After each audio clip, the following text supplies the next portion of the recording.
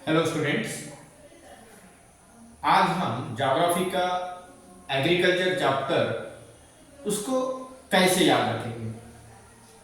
देखिए, हर चीज आप रटा नहीं कर सकते हैं या फिर याद रखना मुश्किल हो जाता है, लेकिन आपके पास में तरीका है माइंड मैपिंग का। तो यहां आपको बोर्ड में जो नजर आ रहा है वो है माइंड मैपिंग। इस माइंड मैपिंग के जरिए हम कुछ टॉपिक जो होते हैं उसको हम याद कर सकते हैं। तो यहाँ पे एग्रीकल्चर का जो टॉपिक दिया हुआ है जिसमें बहुत सारे ऐसे ग्रेन्स के बारे में है, फूड क्रॉप्स, इनके फीचर्स या फिर इनको याद कैसे रखेंगे, टेम्परेचर कितना लगेगा, क्लाइमेट कंडीशन क्या रिक्वायर्ड होती है, ये सारी चीजें हम इसको याद कैसे करें। तो याद करने का तरीका है ये माइंड मैपिंग। तो चलते हैं। पहला फूड क्रॉप है वीट। वीट ये रबी क्रॉप, ये भी ध्यान रखना। कभी भी आप जब कभी भी रिवाइज करते हो तो रिवाइज करते वक्त इस माइंड मैप को ही पढ़ना है, कोई पूरे सेंटेंस को नहीं पढ़ना है। वीट क्या है? रबी क्रॉप है।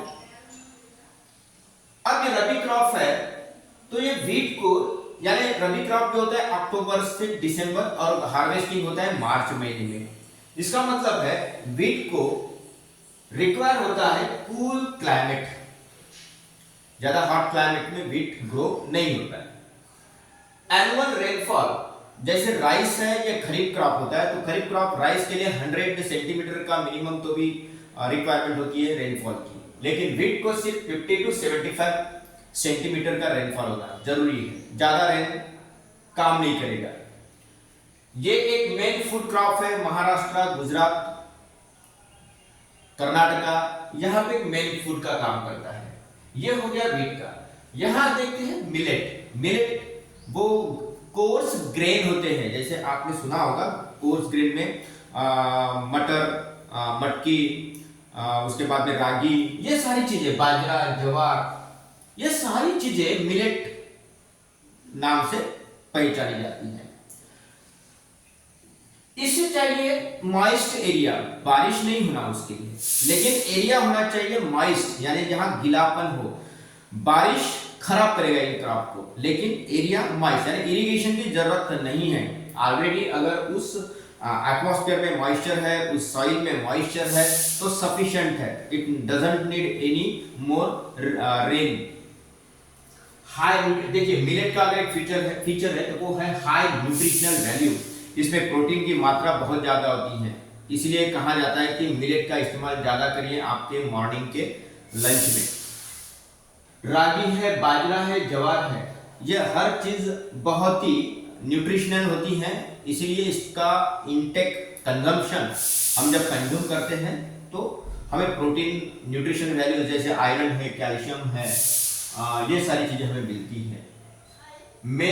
मेज का तो प्रोडक्शन ज्यादा उत्तर प्रदेश साइड में होता है या फिर इधर कर्नाटका में होता है, हमारे महाराष्ट्र में नहीं होगा। तो यहाँ पे देखिए मेज के लिए, यानी मेज एक खरीफ क्रॉप है। Kharif crop in the sense crop is grown at the onset of monsoon, बरसात के समय। टेम्परेचर लगता है 21 degree Celsius to 27 degree Celsius. ये जो मेज है दो प्रकार से यूज होता है। एक फूड, यानी उसका जो दाना होता है वो फूड का काम करेगा, और उसकी जो टिक होती है वो फॉडर के नाम से, यानी कि जानवरों के लिए खाना, ये फॉडर का काम करेगी। ठीक है। यहां आते हैं शुगर केन की तरफ। तो शुगर केन में देखिए, sugar cane humid climate, hot and humid climate, बहुत ज्यादा हॉट टेम्परेचर भी नहीं होना और बहुत ज्यादा बारिश भी नहीं होना, तो टेम्परेचर मीडियम, यानी हॉट एंड ह्यूमिड टेम्परेचर चाहिए। इसलिए आपने देखा होगा कि महाराष्ट्र के पश्चिम भाग में, यानी वेस्टर्न स्टेट जो है वहां पे शुगर केन का प्रोडक्शन सबसे ज्यादा है।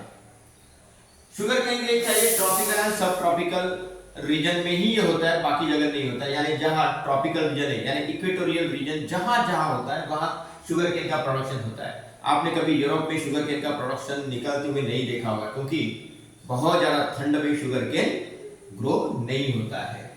टेम्परेचर की जरूरत होती है 21 डिग्री सेल्सियस से लेके 27 डिग्री सेल्सियस तक, यानी ज्यादा टेम्परेचर नहीं, यानी टेम्परेचर कूल क्लाइमेट भी चाहिए उसको। बहुत ज्यादा टेम्परेचर अगर होगा तो क्रॉप ग्रो नहीं होगा।